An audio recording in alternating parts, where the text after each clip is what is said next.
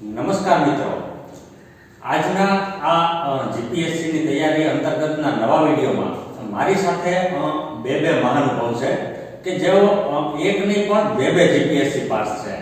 તો આપણે જેવી રીતે પાછલા વિડીયોમાં સતત કંઈક એવું શોધતા રહીએ છીએ અને psychology for you YouTube channel દ્વારા આપણે એવું પ્લેટફોર્મ ઊભું કર્યું છે કે જાણે અમુક મિત્રો જેવી રીતે કોઈ ઓટે બેસી અને ચર્ચા કરતા હોય એવી રીતે ઘણા બધા લોકો આમાં જોડાય અને પોતાની પરીક્ષાની તૈયારીઓ અને પોતે કેવી રીતે આગળ વધે છે એના પ્રયત્નો કરે છે અને એના પરિણામો પણ મળવાના હવે તો શરૂ થઈ ગયા છે.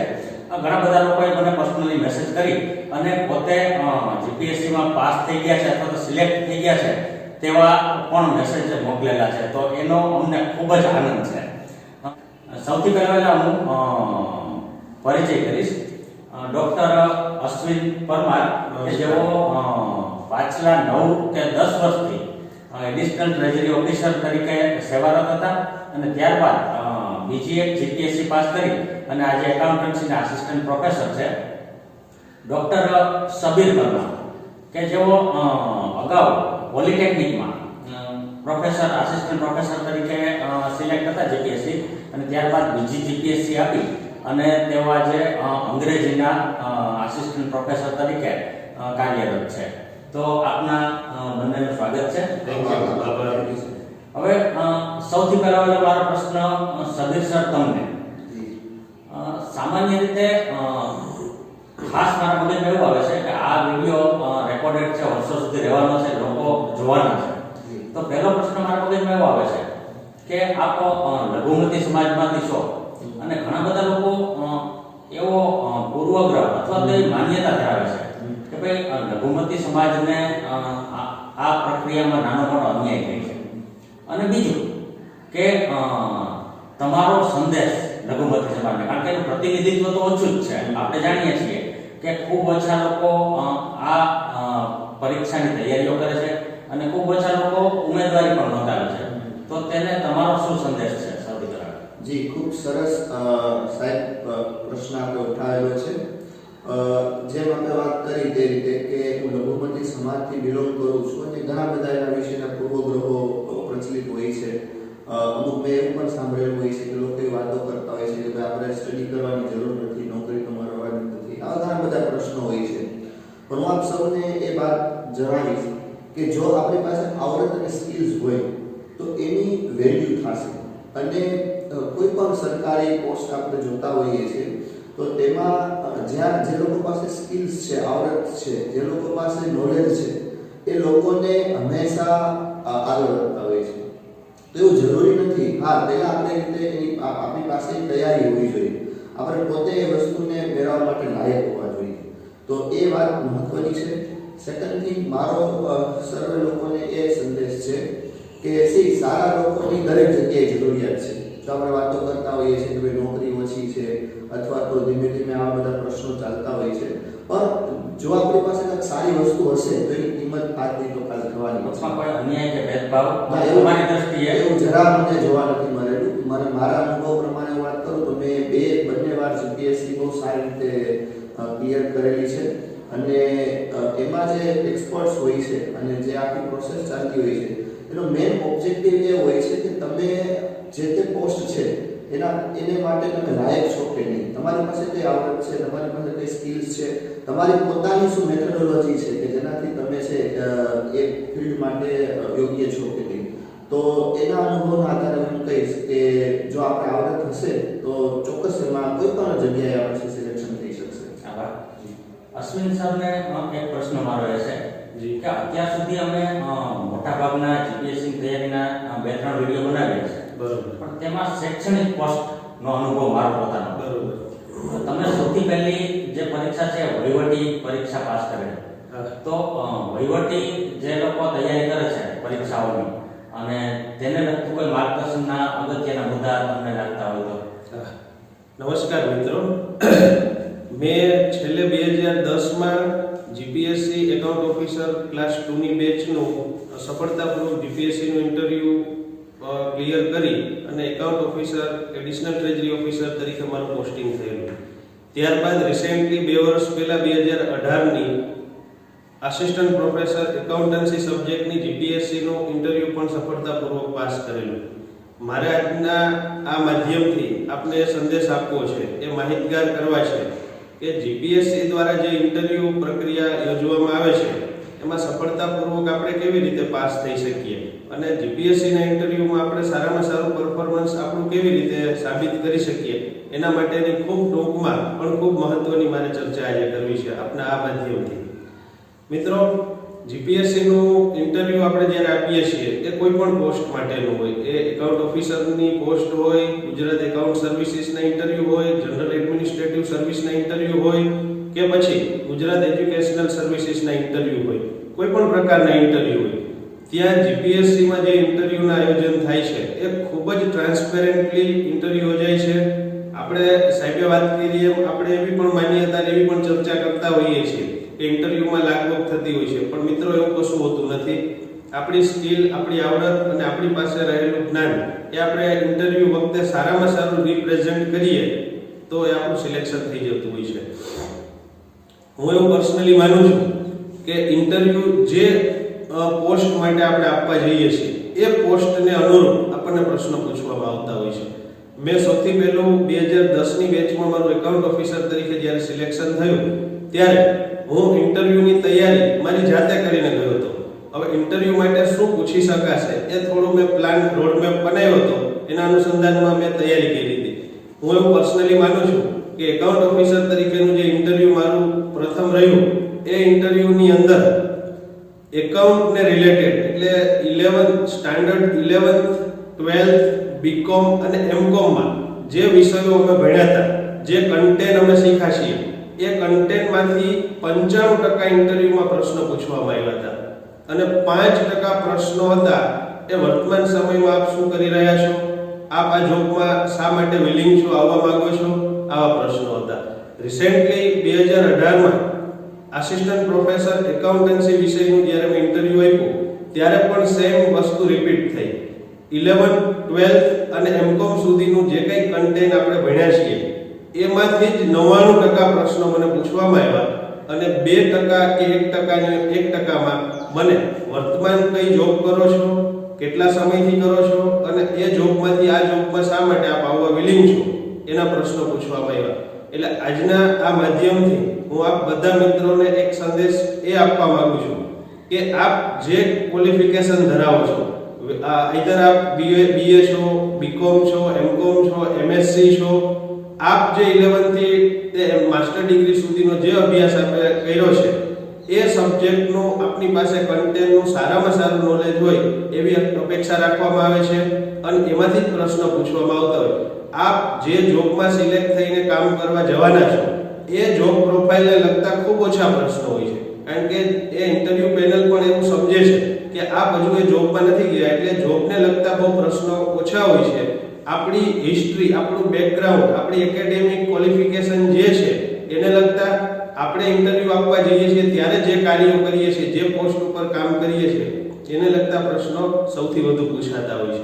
એટલે આપણે આપણું કન્ટેન્ટ જો સારામાં સારું શાર્પ હશે તો 90% ઇન્ટરવ્યુ આપણું ખૂબ જ સફળતાપૂર્વક આપણે પાસ કરી શકીએ છીએ. ત્યાં ઇન્ટરવ્યુ પેનલ આપણી કન્ટેન્ટની સાથે સાથે આપણી પ્રેઝન્ટેશન સ્કિલ ઉપર પણ ફોકસ કરે છે. How we can present our topic, how we can represent our content એ પણ ત્યાં ખૂબ મહત્વનું બનતું હોય છે, કારણ કે ઇન્ટરવ્યુનો ટાઈમ ડ્યુરેશન છે એ ખૂબ ઓછો હોય છે. એ ટાઈમ ડ્યુરેશનમાં આપણું 100% કન્ટેન્ટ એક્ઝામિન થઈ શકે, ઇન્સ્પેક્ટ થઈ શકે એવું નથી બનતું, પણ આપણને જે પ્રશ્ન પૂછવામાં આવે એ પ્રશ્નનો આપણે ખૂબ જ સુંદર અને ટૂંકમાં કેવી રીતે ટુ ધ પોઈન્ટ જવાબ આપીએ છીએ અને આપણું પ્રેઝન્ટેશન સ્કિલ કેવું છે એ પણ ખૂબ મેટર કરતું હોય છે મિત્રો. આભાર સર. ટૂંકમાં આપણે શું ભણ્યા છીએ અને આપણે શું અત્યારે કરીએ છીએ જી, અને એમાં આપણી કેટલી સારી રીતે ઇન્વોલ્વમેન્ટ છે એ વધારે આપણે આપણી એક્સેલન્સી ત્યાં પ્રૂવ કરવાની છે અને એનું પ્રેઝન્ટેશન જે આપીએ છીએ એ પણ ખૂબ જ સારામાં સારા વેથી આપણે એને રજૂ કરો. ઘણી વખત મિત્રો એવું થાય છે કે કન્ટેન્ટ આપણે ખૂબ સારું જાણીએ છીએ, બધું આવડે છે, પણ આપણે એને પ્રેઝન્ટ નથી કરી શકતા. ઇન્ટરવ્યુ પેનલ સામે આપણે થોડા ગભરાઈ જઈએ છીએ, કારણ કે આપણે કદાચ એવું બનતું હોય છે કે પ્રથમ વખત આપણો ઇન્ટરવ્યુમાં જવાનો મોકો આપણે પ્રથમ વખત મળ્યો છે એટલે આપણે ત્યાં એકદમ નર્વસ થઈ જઈએ છીએ. તો ખૂબ જ પ્રફુલ્લિત મને જઈએ, ત્યાં બેસીએ, બધા એક્સપર્ટની સામે એક વખત આપણે જોઈ લઈએ, દ્રષ્ટિ કરી લઈએ, આખા ઇન્ટરવ્યુ રૂમનું વિઝ્યુલાઇઝેશન કરી લઈએ અને ખૂબ જ પ્રફુલ્લિત મને બેસીએ અને જે ઇન્ટરવ્યુ પેનલમાં બેસેલા એક્સપર્ટ જે આપણને પ્રશ્નો પૂછે એ પ્રશ્નોને કેરફુલી સાંભળીએ અને એ પ્રશ્નોને અનુરૂપ આપણે આન્સર કરીએ. સાહેબ હમણાં વાત એ કરતા હતા કે ઘણી વખત એવું પણ કોઈ પૂછે કે પ્રશ્ન પૂછ્યો એ હું પ્રશ્નનો જવાબ નથી જાણતો, તો મારે શું જવાબ આપવો? ખોટે ખોટો જવાબ આપી દેવો? હા, એક અમારા વ્યુઅર ઘણી વખત પ્રશ્ન Yes. પૂછે કોમેન્ટ રૂપે. Yes. અને એક વ્યુઅર એવો પણ પ્રશ્ન છે કે આપણને 50% ખબર છે, ટૂંકમાં શ્યોર નથી. તો સાચો છે કે ખોટો શ્યોર નથી, તો શું કરવું? હવે જે પ્રશ્નો આપણને પૂછવામાં આવ્યો, આપણને ડાઉટ્સ છે કે એનો આ જવાબ હશે કે આ હશે, તો બને ત્યાં સુધી જેમાં શ્યોર નથી, આપણે જે પ્રશ્નનો સાચો આન્સર જ નથી ખબર આપણને, એમાં આપણે પોસિબલી હોય તો એ અવોઇડ કરીએ, જેથી કરી એક જવાબ ખોટો આપીશું તો બીજો એના ઉપરથી કાઉન્ટર ક્વેશ્ચન પૂછવામાં આવશે અને એમાં પણ આપણે ખોટા પડીશું. તો બેટર છે કે જે પ્રશ્ન આપણે નથી જાણતા એમાં આપણે ના પાડીએ કે એનું મારા પાસે નોલેજ નથી અથવા એ મારા ધ્યાનમાં નથી, આવું આપણે આન્સર કરી શકીએ. સરસ. તો ટૂંકમાં આત્મવિશ્વાસથી અને ડર્યા વગર ડરવાની વાત આવે એટલે સદીપ સર એક વસ્તુ મગજમાં આવે છે Yes. કે બે પંક્તિ છે કે કોઈ આંખों से बात करता है, कोई आंखों से मुलाकात करता है, बड़ा ही कठिन होता है जवाब देना जब कोई इंग्लिश में बात करता Yes, है. exactly. તો ઘણા બધા તો ઉમેદવારો એવા પણ છે કે જેને પહેલો પ્રશ્ન જ્યારે ઇંગ્લિશમાં પૂછે ને તો એટલા બધા આપણા થાય અને આખું ઇન્ટરવ્યુ તેનું નાસીપાસ થઈ જતા હોય છે. તો આ ઇંગ્લિશના જ આજે ઇંગ્લિશમાં તમે ઘણું બધું કામ કરેલું છે અને એમ હું તો ત્યાં સુધી કહીશ કે તમે તમારો જ રેકોર્ડ તોડ્યો છે કે સૌથી પહેલા માસ્ટર ડિગ્રી બાદ જીસેટ, નેટ, પીએચડી અને પેલી જીપીએસસી, બીજી જીપીએસસી, દર વર્ષે તમે કોન્સ્ટન્ટ કે જેવી રીતે જો ક્રિકેટની વાત નીકળે તો સચિન તેંડુલકર તમને કહી શકીએ, જો શેરબજારની વાત નીકળે તો હર્ષદ મહેતા તમને કહી શકીએ, અથવા તો એક્ટિંગની વાત નીકળે તો અમિતાભ બચ્ચન તમને કહી શકીએ. આવું તમે પરફોર્મન્સ છેલ્લા ઘણા સમયથી જાળવી રહ્યું છે. તો તમારા બેકગ્રાઉન્ડ કેવી જગ્યાએથી તમે આવો છો અથવા તમારા કુટુંબમાં કેટલા ભણેલા છે અને એ દરેક વાતચીત પણ વ્યુઅર્સને કહો જેથી અમને પણ ખ્યાલ આવે કે આવી સતત સારું પરફોર્મન્સ પાછળનો કારણો ક્યાં હોઈ શકે. જી સાહેબ, હું બેસિક વાત ખાસ મારો અનુભવ શેર કરીશ કે હું પણ પોતે છે એક સ્મોલ વિલેજમાંથી આવું છું કે જ્યાં ઇંગ્લિશ કહીએ કોઈ પણ પ્રકારનું એન્વાયરમેન્ટ નથી હોતું. ત્યાંથી આવી અને અમારા ફેમિલીમાં શરૂઆત 10th પાસ થવાની મેં કરી. અમારું બહુ મોટું કુટુંબ છે પણ 10th પાસ થઈ અને હું આગળ વધ્યો પછી જોઈને ઘણા લોકો છે તે ધીમે ધીમે વર્ક કરતા થયા, સ્ટડી કરે છે ત્યારે યસ. સેકન્ડ થિંગ કે આફ્ટર 10th અને 12th ત્યાં સુધી મારું ઇંગ્લિશ છે બહુ વીક હતું અને મારા ફાધરનું એક હંમેશા ડ્રીમ હતું કોઈ પણ જ્યારે ઇંગ્લિશમાં મૂવી અથવા કોઈ ટીવી ટેલિવિઝનમાં કંઈ શબ્દો આવે તો એમ કહેતા કે તને બીજું કંઈ આવડે કે ના આવડે તો આ થોડું ઘણું વાંચતા શીખી જાય ને તો ઘણું છે મારા માટે. તો એટલો એક ડ્રીમ હતું એ લોકોને અને ઇંગ્લિશની ઇમ્પોર્ટન્સ એટલું હતું. પણ જેમ આપણે વાત કરી કે ભાઈ કઈ રીતે આ પરફોર્મન્સ છે એ કન્ટિન્યુઅસલી છે મેનેજ કર્યું, તો હું બહુ સિમ્પલ શબ્દોમાં વાત કરીશ કે આફ્ટર 12th મેં જે રીતે ઇંગ્લિશ છે એને શીખવાનો પ્રયત્ન કર્યો. ઇંગ્લિશ છે હું ગમે ત્યાં પ્લેસમાંથી વસ્તુમાંથી અલગ અલગ રીતે શીખતો અને મારું મેં ટેગલાઇન બનાવી હતી કે બી યોર ઓન ટીચર. આપણે બીજા બધામાંથી શીખતા હોઈએ છીએ પણ હું પોતે જ મારી જાતને મારો ગુરુ માનું કે હું મારી દ્રષ્ટિએ કેટલું તૈયારી કરું છું, હું કેટલું ક્યાં ક્યાં ફેલ થાઉં છું, ક્યાં ક્યાં મારી વીકનેસીસ છે, કઈ રીતે છે, મારે હજી શું કરવાની જરૂર છે. તો આ એક પોઈન્ટ ઓફ વ્યૂથી મેં આગળ વર્ક શરૂ કર્યું અને ત્યાર પછી જેમ મહેનત કરતા ગયા એક પછી એક છે સક્સેસ મળતી ગઈ. પોસ્ટ ગ્રેજ્યુએટ, એમફિલ અને નેટ સ્લેટ એ રીતે પાસ કરી. હવે ઘણા લોકોના મનમાં ડાઉટ હોય છે કે ભાઈ આ બધી પરીક્ષાઓ છે, જીપીએસસી છે, આફ્ટર સ્ટડી આપણે એવું લાગે કે ભાઈ ગ્રેજ્યુએટ થઈ જશું, પોસ્ટ ગ્રેજ્યુએટ થઈ જશું એટલે પૂરું થઈ જશે, પણ હકીકતમાં સાચી શરૂઆત ત્યાંથી જ શરૂ થઈ છે. એક્ઝામિનેશન છે એ માત્ર ક્લાસરૂમ અને એક લેવલ સુધી હોય છે, સાચી એક્ઝામિનેશન તો આપણે બહાર થઈ છે. તો ખાલી પુસ્તકીય જ્ઞાન હોવું એ જરૂરી નથી. મારા મતે છે તમે કોઈ પણ વસ્તુને કેટલી સહજતાથી જાણો છો, ફંડામેન્ટલ્સ તમારા કેટલા ક્લિયર છે. ફોર એક્ઝામ્પલ એકવાર મને એક વિદ્યાર્થીએ પ્રશ્ન પૂછ્યો કે ભાઈ સર મને મેથ્સ છે, ઇંગ્લિશ છે, આજે બધા જે ડિફિકલ્ટ સબ્જેક્ટ, સાયન્સના સબ્જેક્ટ હોય, એન્જિનિયરિંગના સારું હશે ત્યાં તમને બધી જ વસ્તુ દેખાશે. સેકન્ડ થિંગ, જીપીએસસી ના પોઈન્ટ ઓફ વ્યૂથી આપણે વાત કરીએ તો મારા મતે જીપીએસસી ની જે તૈયારી છે આપણે શરૂઆતથી ઘણા લોકો કરે છે, કોન્સ્ટન્ટલી વાંચે છે, બુક્સ કઈ વાંચવી, કેવી રીતે પ્રિપેરેશન કરવી, શું પૂછાય છે શું નથી પૂછાતું, આપણું ફોકસ ત્યાં હોય છે. એ સારી વસ્તુ છે, એની માટેની અવેરનેસ પણ આપણી હોવી જોઈએ. પણ સૌથી પહેલો પ્રશ્ન આપણે આપણી જાતને પૂછવો જોઈએ કે જે પોસ્ટ માટે હું જાઉં છું અને જે જગ્યાએ મારે કામ કરવાનું છે ત્યાં હું કેટલો એફિશિયન્ટ છું. હું સપોઝ હું લેક્ચરર બનવા માટે આસિસ્ટન્ટ પ્રોફેસર થવા માટે જાઉં છું તો હું જ લેક્ચર લેતો હોય અને હું જ સ્ટુડન્ટ હોય એટલે મને સાંભળતો હોય તો મને શું સમજાય છે, મારી પાસે કન્ટેન્ટ છે. તો પહેલા ત્યાંથી શરૂઆત કરીશું આપણે પોતાની જાતથી કે ભાઈ મને કેટલી આવડત છે ને કઈ રીતે એમાં ઇમ્પ્રૂવ કરું. સેકન્ડ થિંગ, ઇન્ટરવ્યુમાં મેં ઓબ્ઝર્વ કર્યું છે એ છે ઓરિજિનાલિટી. બરોબર, આપણે કેટલા ઓરિજિનલ અને નેચરલ છીએ, કારણ કે એ લોકોને બહુ સારો અનુભવ હોય છે, એક્સપર્ટ પેનલ હોય છે અને એમની પાસે એટલો સારો તમારા અમુક શબ્દોમાંથી આખી આપણી પર્સનાલિટી જાણી સર, મારો જે પ્રશ્ન છે હું માફી ચાહું ફરીથી વચ્ચેથી બોલવાની. જી. પણ મારો પ્રશ્ન એ હતો કે પહેલું તો તમે સિટીથી બિલોંગ કરતા કે ગામડાથી? જી. બીજું, તમારું જે કુટુંબ છે એ આર્થિક રીતે સદ્ધર હતું કે ગરીબ? ત્રીજું, ટૂંકમાં મારે તમારું બેકગ્રાઉન્ડ નહીં, ઘણા બધા લોકો એવું કહે છે કે ભાઈ બેકગ્રાઉન્ડ જેનું સારું છે એ જ આવે છે. ના ના, એવું નથી. બહુ સારી વાત આપણે કરી કે હું છે એ સાવ નાના એવા ગામમાંથી આવું છું કે ત્યાં બહુ બેસિક સુવિધાઓનો પણ શરૂઆતમાં અભાવ હતો. સામે ઇંગ્લિશ મીડિયમ સ્કૂલમાં તો હું ત્યારે સ્ટડી નથી કર્યો, ગુજરાતી સરકારી શાળામાં છે એ મારું એજ્યુકેશન 12 સુધીનું થયું છે. ત્યારબાદ જ્યાં વાત કરો છો કે આર્થિક રીતે ફેમિલી છે એ પણ એમાં જ્યારે હું 10થમાં 12થમાં હતો ત્યારે અમારા ફેમિલી પાસે જે 12થની મારી ફી ભરવાના પણ એ સમયે પૈસા હતા, તો એવી પરિસ્થિતિ હતી. અને ફેમિલીમાં કેટલા તમારે નોકરિયાત હતા જેના દ્વારા માર્ગદર્શન મળે તમને? મને ફેમિલીમાં લગભગ હાર્ડલી 1 કે 2 દૂરથી અમારા રિલેટિવ્સમાં હતા કે જે લોકો અમુક પોસ્ટિંગ પર હતા અને એને જોઈને હું શીખતો, કોન્ટેક્ટ તો બહુ ઓછો થતો એ લોકો સાથે. એટલે આમ જોઈને નહીં બરાબર જ કોઈ ફેમિલીમાં કુટુંબમાં ઇવન અમારા ગામમાં બહુ ઓછા લોકો એવા હતા કે જે લોકો છે હાયર સ્ટડી હાયર એજ્યુકેશન સુધી પહોંચ્યા હોય. તો આ બધી વસ્તુ જોઈને મને હંમેશા મનમાં એવું થતું કે ભાઈ આ શું છે, આપણે મહેનત કરીએ ને આપણે જાતે પ્રૂવ કરીશું તો કાલ સવારે આપણો છે એ 100% એમાં વાવ આવશે. તો એ સાથે બેકગ્રાઉન્ડ જોઈએ તો આર્થિક રીતે કહીએ કે જોબ સરકારી નોકરી તો બહુ ઓછું મને વાતાવરણ મળેલું છે. પણ હા, હું જ્યારે 10th અને 12thમાં હતો ત્યારે ઘણીવાર સ્ટ્રીટ લાઇટ્સ હોય, થાંભલાની લાઇટો હોય અને એ સમયમાં લાઇટના પણ પ્રશ્ન હતા. તો હું વાંચવાની શરૂઆત ક્યાં કરી દેતો તો ઘરની બાજુમાં જઈને. તો આવી રીતે છે એ શરૂઆતનો સ્ટાર્ટિંગ સમય મેં છે ગુજારેલો છે.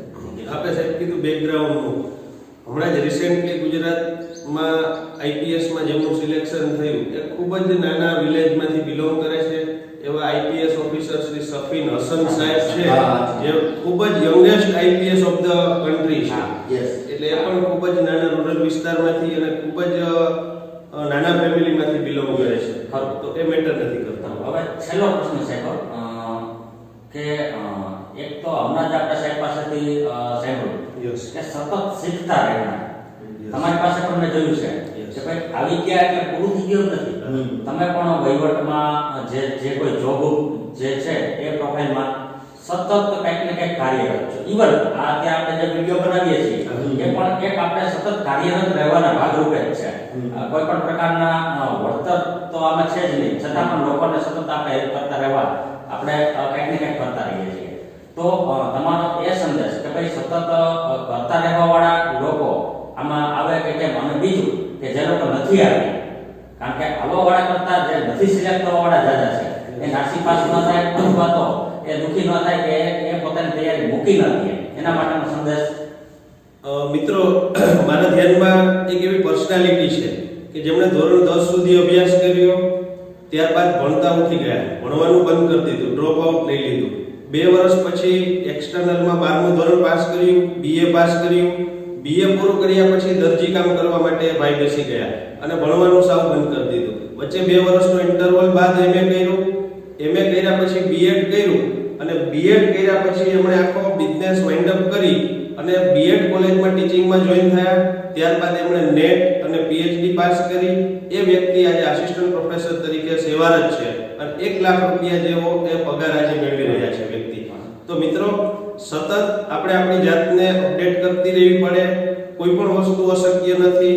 ઘણા બધા જુનિયર ક્લાર્કમાં સિલેક્ટ થયા પછી સતત પરીક્ષાઓ આપ્યા બાદ નાયબ મામલતદાર, ડીવાયએસઓ બને છે અને જુનિયર ક્લાર્કમાં સિલેક્ટ થયા બાદ આજે ઘણા બધા કર્મચારી પોલીસમાં સારી પોસ્ટ ઉપર પીઆઈ, પીએસઆઈ, મામલતદાર અને રિસેન્ટલી જ હમણાં એક કર્મચારી જુનિયર ક્લાર્કમાંથી ડાયરેક્ટ ક્લાસ 2 એકાઉન્ટ ઓફિસર તરીકે પણ સિલેક્ટ થયા છે. તો આપણે કોઈ પણ હોદ્દા ઉપર બેસી જઈએ ત્યાર પછી પણ આપણા જો વિલિંગ હશે, આપણી ઈચ્છા શક્તિ હશે તો આપણે હજુ એમાં પણ આગળ જઈ અને બીજી પ્રશ્ન આવ્યો છે કે આપ સ્પીપામાં પણ આપનો જે જ્ઞાન પીરસો છો અને આપની પાસે ઘણા બધા એવા કર્મચારીઓ આવી ગયા છે. તો બધા કર્મચારીઓ ડિપાર્ટમેન્ટ બધા છે પણ કર્મચારીઓ જે છે એમાં કોઈ એવી સેમ વસ્તુ તમને ધ્યાનમાં આવી હોય કે આ એક વસ્તુ બધામાં હતી, એટલે કયા એંગલથી આપણે ચર્ચા કરીશું? એ જ્યારે સરકારી નોકરિયા તરીકે સિલેક્શન થયું તે ડિપાર્ટમેન્ટ જુદા હતા, વિષય વસ્તુ જુદા હતા, પણ કાંઈ એવું તમને ધ્યાનમાં આવ્યું હોય કે જે એક વસ્તુ તો બધા સેમ હતી જેના કારણે તેઓ આ સિલેક્ટ થયા છે? સાહેબે ખૂબ સરસ પ્રશ્ન પૂછ્યો. અત્યારના જે યુથ છે એ બધા ખૂબ જ કોમ્પિટિટિવ એક્ઝામ પ્રત્યે જાગૃત થયા છે. કોમ્પિટિટિવ એક્ઝામની પ્રિપરેશન એ લોકો સતત કરે છે. પોતે જ્યાં કામ કરે છે, જોબ કરે છે, એ જોબમાંથી પણ સમય કાઢી ઓફિસ અવર્સ બાદ પોતે સતત રીડિંગ કરે છે, મિત્રોનું ગ્રુપ બનાવે છે. આવી સારી પોસ્ટ ઉપર હોવા છતાં પણ, સરકારમાં સેવારત હોવા છતાં પણ એ ઓફિસ અવર્સ પછી પણ પોતાના રૂમ ઉપર બેસી અને એક્ઝામની પ્રિપરેશન સતત કરે છે. એટલે સાહેબે કીધું એમ એક કોમન બાબત એ છે કે જેટલા યુથ સરકારમાં જોડાણા છે એ બધા યુથ હજુ સ્ટીલ પોતે નેક્સ્ટ એક્ઝામ માટે પોતાની જાતને પ્રિપેર કરે છે. અચ્છા, ઓકે, થેન્ક યુ સર. સાહેબ વિશેષ એક બસ શોર્ટમાં જ સાહેબે બહુ સરસ મજાની વાત કરી. એક લાસ્ટ મેસેજ હું આપીશ કે ડોક્ટર એપીજે અબ્દુલ કલામનું એક વાક્ય છે કે success I can manage but it is very difficult to manage a failure. બરોબર? તો જે લોકો પાસ થાય છે જીપીએસસીની પરીક્ષા અને ઘણા બધા ઉમેદવારો એવા હોય છે કે જે આપણે એનું સિલેક્શન નથી થતું, પણ મિત્રો આપને એક બહુ સારી રીતે સિમ્પલ શબ્દોમાં કહીશ કે લાઈફમાં ખાલી જીપીએસસી એક પરીક્ષા છે, એના સિવાય ઘણું બધું આપણે કરી શકીએ છીએ. સેકન્ડ થિંગ કે આપણે જ્યારે પરીક્ષાની તૈયારી કરતા હોય, નોકરીની તૈયારી કરતા હોય અથવા તો બીજા કોઈ પણ બિઝનેસ હોય, ધંધો હોય, ફેમિલી હોય, તો દરેક જગ્યાએ પ્લસ માઇનસ ચાલતું જ રહે છે. કોઈ લાઈફ છે સ્ટ્રેટ ફોરવર્ડ નથી ચાલતી. તો ફેલ્યોર છે એ પણ જો આપણે શીખ તરીકે લઈએ તો બહુ મહત્વની છે. જો આપણે ફેલિયર્સમાંથી પણ કાંઈક નવું જાણીશું, શીખીશું તો પણ મહત્વનું છે. તો અંતે એટલું જ કહીશ કે સાથે બહુ સરસ રીતે વાત કરી કે આપણે આપણી જાતમાં હંમેશા અપડેટ થતું રહેવું, શીખતું રહેવું, સારા લોકોના સંપર્કમાં રહેવું, ચર્ચા કરતી રહેવી અને અલ્ટિમેટલી આપણે આપણી જાતનું અસેસમેન્ટ આપણી પોતાની રીતે જ કરવાનું કે ભાઈ હું કઈ રીતે છે મારી જાતને મેનેજ કરું છું, જોઉં છું. તો અલ્ટિમેટલી એ મેસેજ સાથે હું સૌને એ કહેવા માંગીશ કે બધાને બેસ્ટ ઓફ લક, જે કોઈ તૈયારી કરતા હોય, જે કોઈ લોકો છે શીખવા માટે પ્રયત્ન કરતા હોય. અને ખાસ ખૂબ ભાવેશ વઢિયા સાહેબનો આભાર માનું છું કે તે આટલી સરસ મજાની એક્ટિવિટી અને આ રીતના પ્લેટફોર્મ ઉપર લોકોને અમને બધાને બોલવાનો ભેગા કરે છે, ચાન્સ આપે છે. So it is a really ખૂબ એપ્રિશિએટ કરવા જેવું કાર્ય છે, જેનાથી ઘણા લોકો છે એ લાભાન્વિત થાય છે. થેન્ક યુ સાહેબે પણ આસિસ્ટન્ટ પ્રોફેસર જીપીએસસી ની સાયકોલોજી સબ્જેક્ટની અંદર ઇન્ટરવ્યુમાં સબ્જેક્ટમાં હાઈએસ્ટ માર્ક સ્કોર કરેલા છે. એ બદલ એમને પણ આપણે અભિનંદન આપીએ. એક્સપર્ટાઇઝ તો લાગુ સ્કૂલમાંથી ડાયરેક્ટ કોલેજ લેવલ અને એમના સાયકોલોજી સબ્જેક્ટ જીપીએસસી માં ઇન્ટરવ્યુમાં સૌથી હાઈએસ્ટ માર્ક ગુજરાતમાં એમણે સિક્યોર કર્યા છે. એમનો આપણે સેપરેટ વિડિયો પણ બનાવ્યો છે, એ પણ આપને આ માધ્યમથી મળ્યો હશે. ચોક્કસ. Thank you sir. બંને સાહેબોનો ખાસ તો સતત શીખતા રહો અને એવા લોકોના સંપર્કમાં રહો કે જેઓ પોઝિટિવ છે. તો આજે સંપર્ક એટલે એવું નથી મિત્રો કે આપણે બધા ભેગા થઈને જ થાય. આ યુટ્યુબમાં આપણે બધા ભેગા થાય છે એ પણ એક સંપર્ક જ છે. તો હજી સુધી જો ચેનલ તમે સબસ્ક્રાઇબ ન કરી હોય તો કરી દો અને લાઈક બટન દબાવવામાં જરા પણ લોભ ન કરો મિત્રો. અંતે એટલું કહીશ કે ભાઈ સફળ થવા માટે, આગળ વધવા માટે અથવા તો કોઈ પણ પરીક્ષામાં સિલેક્ટ થવા માટે તમારો કેવો ધર્મ છે, તમારી કઈ જાતિ છે, તમારું આર્થિક બેકગ્રાઉન્ડ કેવું છે, તમારા કુટુંબમાં કોઈ ભણેલ છે કે કેમ, તમારા કુટુંબમાં કોઈ નોકરિયાત છે કે કેમ, એક પણ વસ્તુ જરૂરી નથી. જરૂરી છે માત્ર એક જ વસ્તુ, એ છે તમે પોતે. તો અંતે બંને સાહેબોનો ખૂબ ખૂબ આભાર માની અને આપણો વિડીયો પૂરો કરીએ. બંને સાહેબોને ફરીથી પોતાનો સતત એમાંનો વ્યસ્ત સમયમાંથી થોડો સમય મેં જાણે ચોરી લીધો છે અને મારા વ્યુઅરને પણ તેનો લાભ મળશે તેનો આશા રાખી અને આપણે પૂરું કરીએ છીએ. આભાર.